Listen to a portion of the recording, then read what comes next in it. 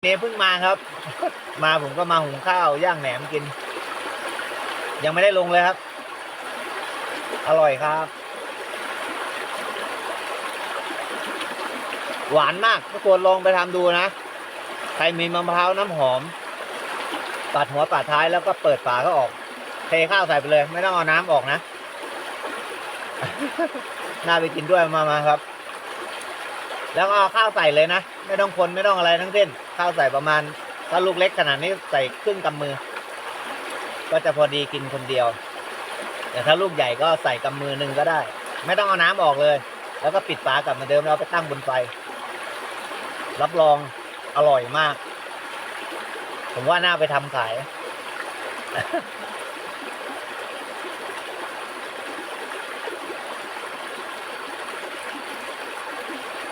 เขาไม่ทะลุเข้าไปข้างในนะเปลือกมะพร้าว